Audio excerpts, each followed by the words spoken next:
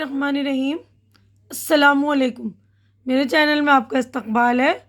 आज की ये वीडियो 8वीं क्लास की किताब अपनी ज़ुबान का चैप्टर नंबर 12 सबक नंबर 12 जी आया साहब। तो आज हम ये पढ़ेंगे। तो इससे पहले भी मैंने इस वाली चैप्टर की वीडियो बना रखी है जिसमें हमने एक्सरसाइज और लेसन की मतलब के शॉर्टकट में मैंने एक्सप्लेन कर दिया था, सबक का खुलासा बता दिया था। तो कुछ बच्चों ने रीडिंग की डिमांड करी थी कि मैडम आप ये चैप्टर रीड कर दीजिए। तो उन बच्चों के लिए मैं पढ़ रही हूँ जिन बच्चों की रीडिंग वीक है। तो आप लोग देख लेंगे और मैं साथ ही साथ एक्सप्लेन कर दूँगी जो समझ में नहीं आएगा, ठीक है ना। तो जिन बच्चों की रीडिंग वीक है तो वो लोग बिल्कुल ध्यान से सुन लीजिएगा आप लोग। बावर्ची खाने की धुंधली फ़िज़ा में बिजली का एक अंधा कमकमा चिराग गौर की मानिंद अपनी सुर्ख रोशनी फैला रहा था। अंधा कमकमा यानी हल्की रोशनी का बल्ब जो होता है ना, उसको बोलते हैं। चिराग गौर की मानिंद, गौर यानी कबर, मतलब कबर के एक चिराग की तरह अपनी सुर्ख रोशनी, जो हल्की हल्की सी मध्यम सी रोशनी होती ना, वो फैला रहा था। दूर कोने में पानी के नल के पास एक छोटी उम्र का लड़का बैठा बर्तन साफ़ करने में मशगूल था। ये इंस्पेक्टर साहब का नौकर था। बर्तन साफ़ करते वक्त ये लड़का कुछ गुनगुना रहा था। ये अल्फाज ऐसे थे जो इसकी ज़बान से बग़ैर किसी कोशिश के निकल रहे थे।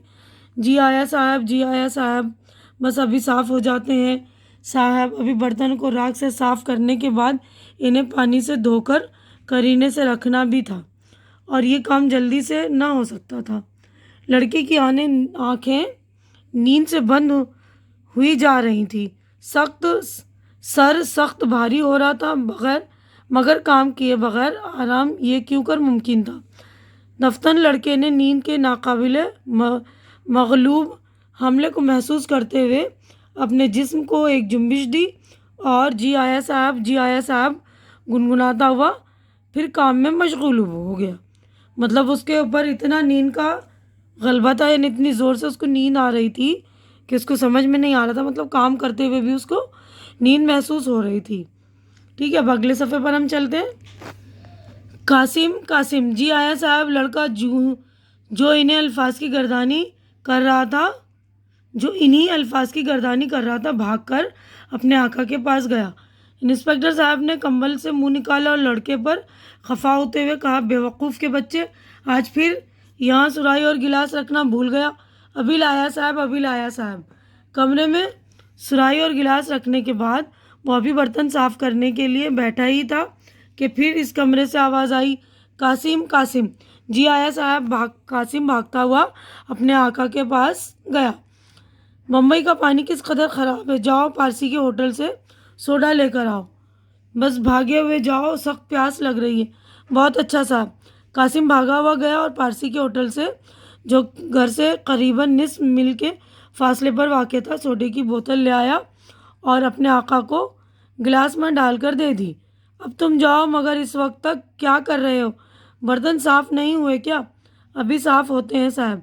और हाँ, बर्तन साफ़ करने के बाद मेरे स्याह बूट को पॉलिश कर देना, मगर देखना एहतियात रहे, चमड़े पर कोई खराश ना आए, वरना। कासिम को वरना के बाद का जुमला बखूबी मालूम था। बहुत अच्छा साहब कहते हुए वो बावर्ची खाने में वापस चला गया और बर्तन साफ़ करने शुरू कर दिए। अब नींद उसकी आंखों में सिमटी चली आ रही थी, पलकें आपस में मिली जा रही थी, सर में सीसा उतर रहा था।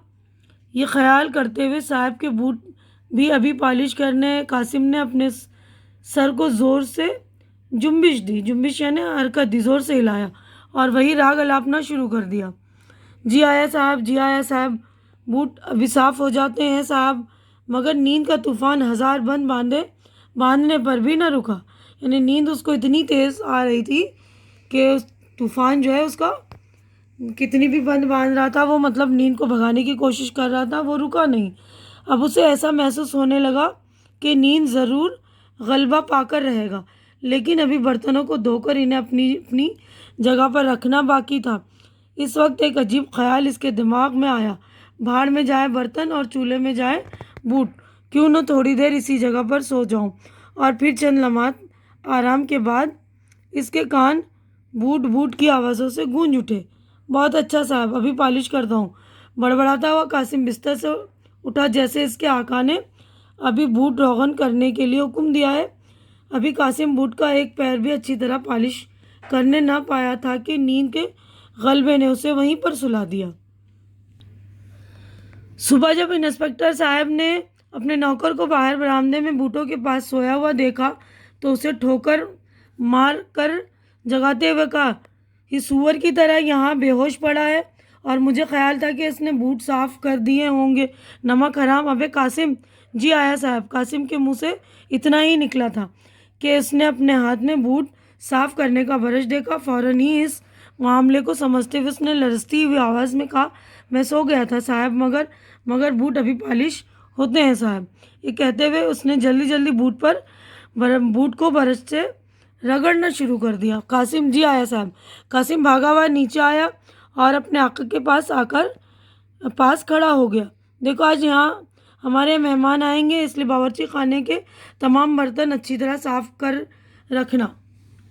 فرش بھی دھلا ہوا ہونا چاہیے۔ اس کے علاوہ تمہیں ملاقاتی کمرے کی تصویروں، میزوں اور کرسیوں کو بھی صاف کرنا ہوگا، سمجھے؟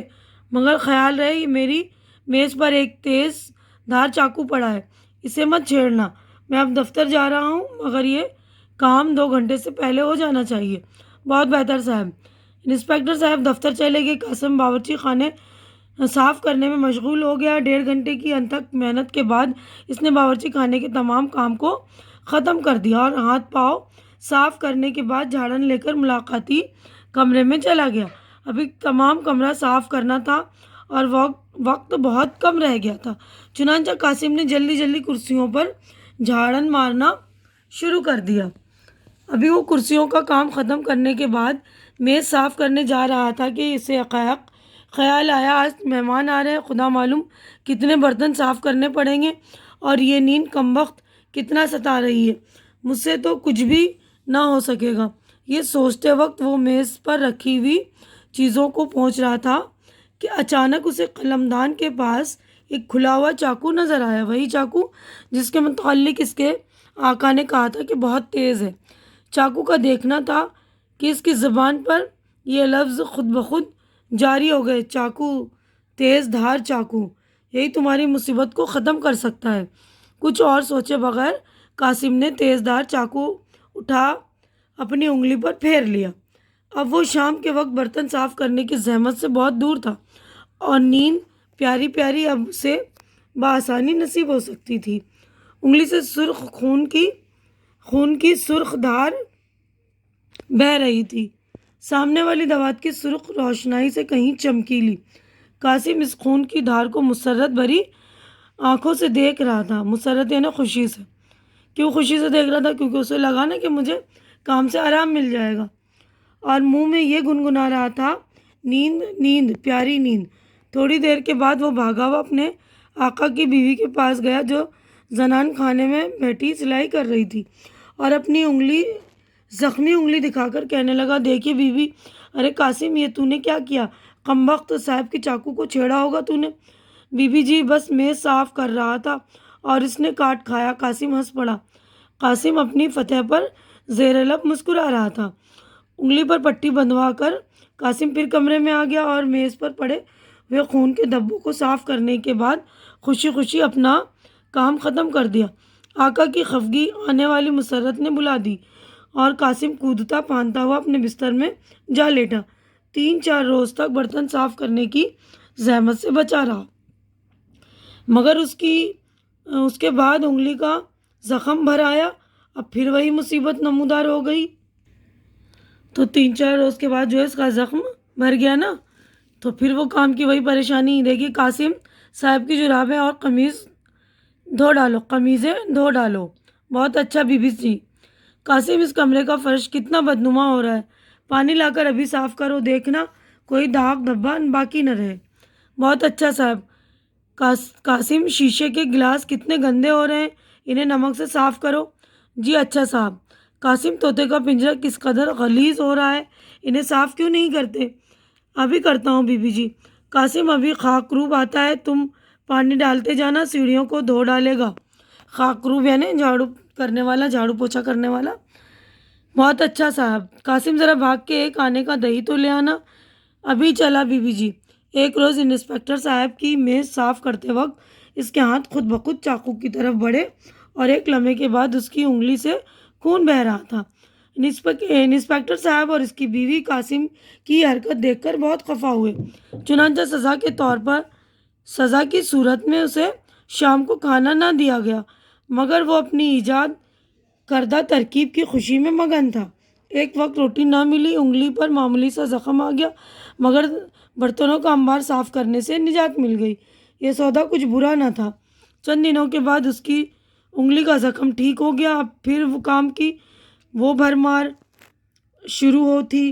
15-20 روز گدھوں کی سی مشقت میں گزر گئے۔ اس عرصے میں قاسم نے بار بار ارادہ کیا کہ چاقو سے پھر اپنی انگلی زخمی کرے، مگر اب میز پر سے وہ چاقو اٹھا لیا گیا اور باورچی خانے والی چھری کند تھی۔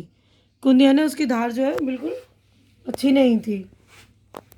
ایک بار اس کے آقا نے اسے الماری صاف کرنے کو کہا جس میں ادویات کی شیشیاں یعنی ادویات دوائیوں کی جمع ہے کی شیشیاں اور مختلف چیزیں پڑی ہوئی تھی۔ الماری صاف کرتے وقت اسے داڑھی مونڈنے کا ایک بلیڈ نظر آیا۔ بلیڈ کو پکڑتے ہی اس نے اپنی انگلی پر پھیر لیا۔ دھار تھی بہت تیز اور باریک، انگلی میں دور تک چلی گئی، جس سے بہت بڑا زخم بن گیا۔ قاسم نے بہت کوشش کی خون نکلنا بند ہو جائے، مگر زخم کا منہ بڑا تھا، وہ نہ تھما۔ سیرو خون پانی کی طرح بہہ گیا۔ یہ دیکھ کر قاسم کا رنگ کاغذ کی مانند سفید ہو گیا۔ بھاگا ہوا اپنے آقا کی بیوی کے پاس گیا۔ بیوی جی، میری انگلی میں صاحب کا استورا لگ گیا ہے۔ قاسم، اب تم ہمارے گھر میں نہیں رہ سکتے۔ وہ کیوں بیوی جی؟ یہ صاحب سے دریافت کرنا۔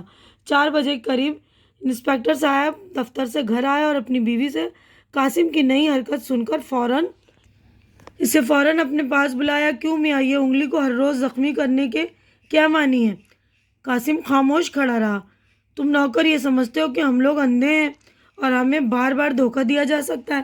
اپنا بوریا بسترا دبا کر ناک کی سیدھ میں یہاں سے بھاگ جاؤ۔ ہمیں تم جیسے نوکروں کی کوئی ضرورت نہیں، سمجھے؟ مگر صاحب کا بچہ، بھاگ جا یہاں سے، تیری بقایا تنخواہ کا 1 پیسہ بھی نہیں دیا جائے گا۔ اب میں اور کچھ نہیں سننا چاہتا۔ قاسم روتا ہوا کمرے سے باہر چلا گیا۔ طوطے کی طرف حسرت بھری نگاہوں سے دیکھا۔ طوطے نے بھی خاموشی میں اس سے کچھ کہا اور اپنا بسترا لے کر وہ سیڑھیوں سے نیچے اتر گیا۔ خیراتی ہسپتال میں ایک نوخیز لڑکا درد کی شدت سے لوہے کے پلنگ میں کروٹیں بدل رہا ہے۔ پاس ہی 2 ڈاکٹر بیٹھے ہیں۔ ان میں سے ایک ڈاکٹر اپنے ساتھی سے مخاطب ہوا، زخم خطرناک صورت اختیار کر گیا ہے، ہاتھ کاٹنا پڑے گا۔ بہت بہتر۔ یہ کہتے ہوئے دوسرے ڈاکٹر نے اپنی نوٹ بک میں اس مریض کا نام درج کر لیا۔ ایک چوبی تختے پر جو چارپائی کے سرانے لٹکا ہوا تھا، مندرجہ الفاظ لکھے ہوئے تھے: نام محمد قاسم، ولد عبد الرحمن، مرحوم، عمر 10 سال۔ تو دیکھیں، یہ سعادت حسن منٹو کی کہانی ہے۔ تو اس کہانی سے ہمیں کیا سبق مل رہا ہے کہ بلا وجہ جو ہم تھوڑے آرام کے لیے ہم اپنا ساتھ جو ہے خطرناک اس نے کر لیا نا، بار بار زخم کرنے لگا تو زخم جو ایک ناسور بن گیا نا، اور اس میں جو سیپٹک پھیل گیا تھا، اس وجہ سے جو ہے اس کا ہاتھ کاٹنا پڑا ہے نا۔ وہ ذرا سے آرام کے لیے اس نے کتنا بڑا خطرناک خطرہ مول لیا تھا کہ اس کو اپنا ہاتھ کاٹنا پڑا۔ تو دیکھیے بچوں، دھیان رکھیے گا کہ ذرا سے آرام کے لیے آپ خطرہ نہ مولیں، ٹھیک ہے نا؟ تو یہیں پر میں اپنا چیپٹر مکمل کر رہی ہوں۔ امید کرتی ہوں کہ میری یہ ریڈنگ آپ کو سمجھ میں آ رہی ہوگی۔ اچھی لگ رہی تو اسے لائک کیجئے، زیادہ سے زیادہ شیئر کیجئے اور میرا چینل سبسکرائب کر کے میری حوصلہ افزائی کیجئے، کیونکہ چینل کا سبسکرائب کرنا بالکل فری ہے۔ آپ لوگ چینل سبسکرائب کریں گے تو میری حوصلہ افزائی ہو جائے گی، تو پلیز میری حوصلہ افزائی کر دیا کریں۔ ہماری اگلی ملاقات اگلی ویڈیو میں ہوگی، تب تک کے لیے اللہ حافظ۔